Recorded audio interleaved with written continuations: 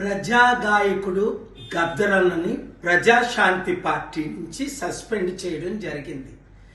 ఈరోజు ఆయన ఢిల్లీలో ప్రెస్ మీట్ పెట్టి ఇంకొక పార్టీ పెట్టడం ఊహకు అతీతంగా లేదా? బడుగు బలహీన వర్గ ప్రజలారా, అక్టోబర్ 5వ తారీఖు గత సంవత్సరం ప్రజాశాంతి పార్టీలో గద్దరు చేరి నేను మునుగోడులో ఎలక్షన్ క్యాంపెయిన్కి దిగుతున్నానని అక్టోబర్ 2 నుండి ఆయన 10-15 టెలివిజన్ ఇంటర్వ్యూలు ఇవ్వడం మీకు తెలిసిందే. వెంటనే కాంగ్రెస్ నాయకుడు రేవంత్ రెడ్డి తన కొడుకుని పిలిచి 150 కోట్లు డీల్ ఇచ్చినట్టు హైకోర్టు సీనియర్ అడ్వకేట్ రామ్ గారు నాకు చెప్పారు. ఎందుకు ఇది నిజమా అని ఆయన ఇంటికి వెళ్తే వాళ్ళ భార్య, ఆయన కొడుకు కన్నీరుతో ఇంకా అవన్నీ చెప్పడానికి స్టోరీ లేదు.